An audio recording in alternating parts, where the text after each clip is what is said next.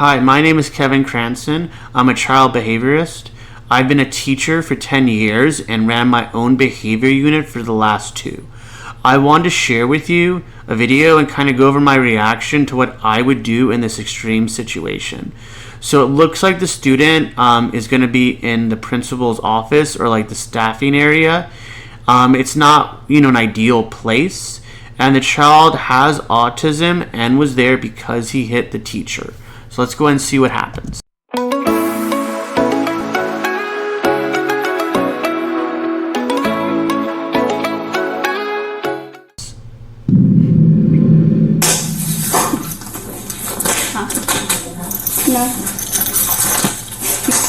So I'm gonna go ahead and stop right there. First of all, he's not really in the best room. The best place, and I don't know if they can move him at this point. But if you notice, in the teacher's lounge, there's a teacher's mailboxes over here, and there's a bunch of papers. He's gonna keep on throwing that as long as there's paper there. So the first thing I would do in this situation is I would block the student from getting to the paper. So I would just stand in front of these papers. If the student's getting aggressive and starting to push me, then I would get out of the way because I don't want to escalate the situation even more. If the blocking doesn't work, then you can go and just take the paper out of the mailboxes and move them to a high point. They could take all this paper and move it up there, above the sink area, where the student's not going to be able to get it. So that's the first thing I would do, is just kind of assess the surroundings and find a way for the student to not make more of a mess and not kind of cause more chaos.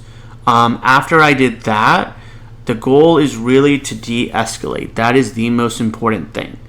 You want to keep it really simple, because right now he just hit a teacher. He's throwing paper everywhere, and he's not going to respond to long sentences. So all I would do is I would say, first clean, then talk. And the goal right now would be just to get the student to comply with something. All he has to do is touch a piece of paper. Show me some compliance. So right now I'd be looking for compliance. This is one of those situations, man. This is why I can't be an SRO.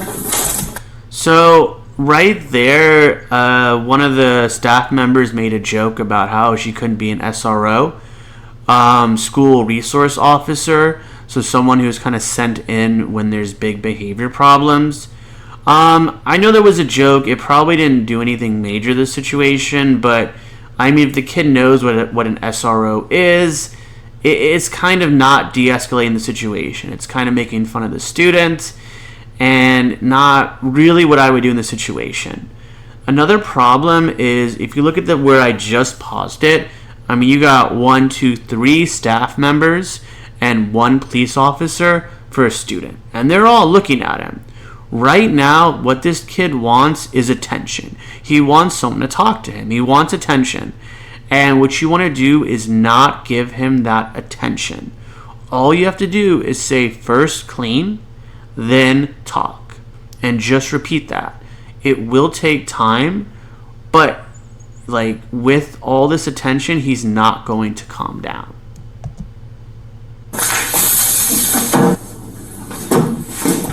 So right now, I'm not really sure why they're this close to him, and why they have those barriers up. I get it; it's to protect them, if he's gonna kick them, but they're right on top of him, and what are they really stopping? So the only reason I would get this close to him is if he's endangering himself or others. So if he was lunging at a teacher, then yeah, I would get in front of him. But right now, I don't really see what he's doing. So let me go a little bit further into it. So he is kicking that teacher, but my question is, if she moves out of the way, goes away, would he stop and follow? So I can't tell right now, if they're kind of blocking him in or if he's going after her, which changes the situation completely. if they're blocking him in, they're making the situation worse. They're making him escalate. Remember, he has autism.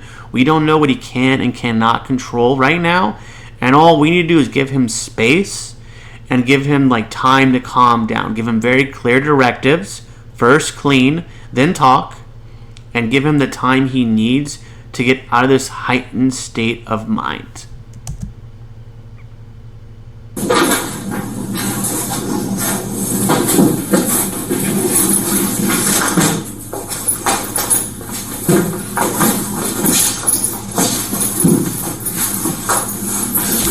Okay, so right there, it looks like a power struggle is happening now between the teacher or between the assistant and the student over that block. It's a tough call on what to do, just because, like, is he going after the teacher or does he want that? Personally, what I would do is just let go and let him have that padded thing. I mean, he's not throwing paper anymore. Like, him with that object is not going to hurt anybody. So right now I would avoid this power struggle and just let go and let him have that. See what happens. There is a time for you to go back and take it, but right now the goal is to really avoid that power struggle.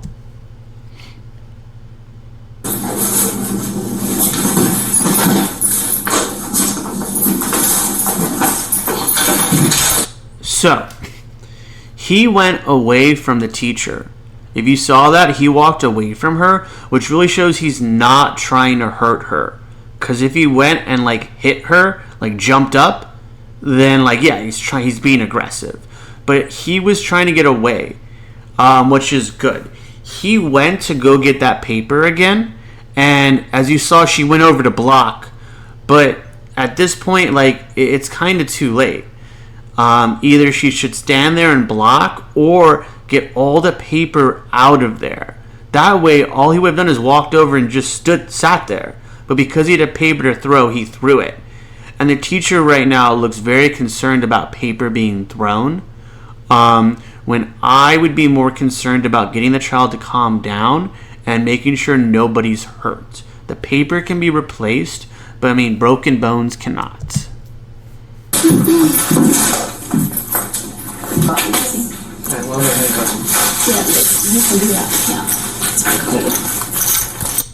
So it looks like, let me just go back a second here. Okay, so as you can tell, there's 3 adults still on top of him, so he's getting all the attention that he wants. So he's going to keep on putting on this show. I think the person on the left looks like she's cleaning it up. I advise to never clean anything up unless a student initiates it. We want to get that compliance. First, clean, then talk. The second we see that compliance, they become my best friend. Like, if I see that kid starting to clean up, I will go and help them clean up. But what we don't want to do is clean up without compliance. The student still has to know that there are consequences. And as you can tell, there's like 3 adults right on top of him with no space. And like that kid looks like he needs like a little bit of space.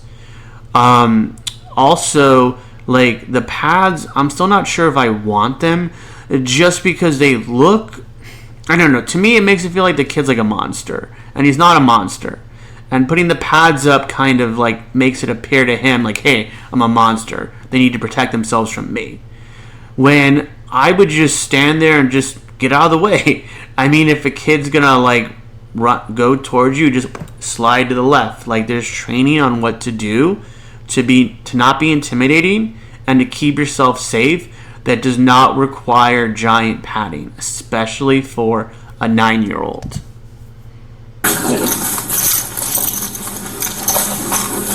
Stand up for me, bud.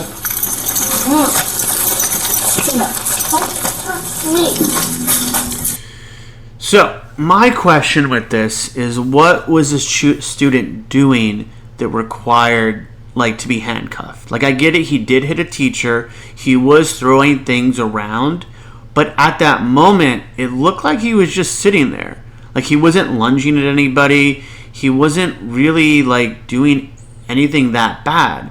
But they did go over, they did handcuff him, and you have to realize that's a traumatizing, like, thing. I mean, look how little his arm is compared to the officer's arm. Like, it should really be a last resort to have to, have to hold a kid. Oh yeah, have to restrain a kid. That's always like a last resort thing. So you calm down. This is where we're at. He can do that because he's on the road. Just calm you down for a second. So he's gonna freak out. Restraints are really, really sad to do. I mean, I don't know if you've ever been restrained, but just like, I don't know, try it or something. Like, I mean, when I go to trainings and they restrain me, it's really scary not being able to move, not being able to control your body. And like, I get it, he's doing like inappropriate things. He hit a teacher supposedly. He's throwing objects. Like, I get that, but handcuffing a 9-year-old is going to traumatize him. Handcuffing me scares me. Imagine what it's going to do to a 9-year-old. Stop it. Just relax. Stop it. Sit up. Chill. So, the only thing I do like is that the officer's at least using like short phrases. That's a good thing. And it looks like, I'm pretty sure I'm going to predict this, like after they walk away, he's going to calm down. I'm curious to see if they walk away from him and give him some space, if he's going to calm down. Just relax and we'll take the phone call. I've always dealt with a lot of cussing in my career. Just remember, like, cursing doesn't hurt anybody. Nobody's being hurt by the kid yelling and cursing. Like, I get it, as a classroom teacher, it's totally different. But right now, we're talking about an extreme situation, and we're trying to avoid the kid being traumatized for life, and we're trying to avoid someone from being hurt. So the kid can curse at me all he wants to. That's totally fine. You need to chill. Stop throwing stuff. We can take the handcuffs off.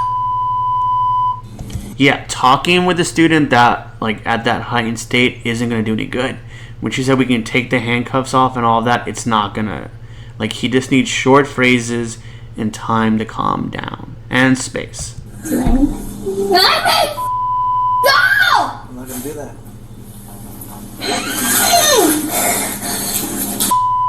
What you're doing is dangerous. You're hitting staff. You're hitting me. So, I mean, I really don't think the officer should be grabbing him like that. But again, like, if he's hurting teachers, that's different. I do have to say, I like how the officer is just using those short phrases like stay calm. Actually, a pretty, like, neutral voice. So, like, besides the handcuffing part, which, again, I'm completely against at this point, like, the officer is using a correct tone of voice, being really calm about it. If you notice, the other staff member is kind of trying to give him a lesson now. Like, you know, if you do all this, blah, blah, blah, blah. And I get that. Like, she wants to, like, give him a quick lesson. But right now, a lesson is going to do no good. Talking to him at this state of mind is not going to help. Like, what he needs is time and a safe place to regulate his emotions. When he receives that, when he has that safe place and he's regulated, then we can do the lesson. Then we can do the restorative practice. But right now, like, this is probably not the best way to do this moving forward. You're throwing things. You're putting everyone in this. You need to hear it. It's okay. I get that a lot. So, again, like, I definitely think he does need to hear this conversation. This is a very important conversation for him to have, but not handcuffed. I mean, not with a grown man holding your arm like that. Like, I get it, he acted inappropriately for a 9-year-old, but he's still a 9-year-old. I mean, and he has autism. Like, we don't know what disability he really has. Like, it's like asking someone with a broken leg to run a marathon. Like, he has some disability. He cannot regulate his emotions. And I just, like, now is just not the time to give him a lesson on the right behavior and what he should be doing. That's after he's cleaned up, after he's safe, after he's really ready to learn. We're trying to figure out upset. Stop pulling. Stop pulling. Stop picking at my hand. So yeah, overall that was a pretty sad video to watch. I really hate seeing kids, handcuffed and all of that. There were things they could have done to de-escalate. I don't know if it would have worked. I don't know the student. I don't know the relationship with him. They could have gotten the papers out of the way. They could have blocked the papers. They could have gotten less people in the room. We only really needed one witness and then one person. Less people always are better. They could have given him short phrases like the officer was doing. It was just a little bit too late. It was after he was handcuffed. I would have said, first clean, then talk. Then the second I see him pick up a piece of paper, we're best friends. Let's clean together. Get him to calm down. They obviously wanted to help, but giving him that lesson, giving him that giant speech as he's handcuffed is not going to do anyone any good. But overall, these people definitely care about the kid. They're trying their best. I just thought this was a great video to share, just to kind of see what to do in these highly stressful situations. Thank you so much. Feel free to like and subscribe. Thank you for tuning in to Coffee and Tantrums, where we sip strong and handle tantrums with grace. Don't forget to subscribe and share. Join us next time for more tips and insights. Remember, a little play can go a long way. Until then, keep your coffee strong and your tantrums short. Stay playful and positive.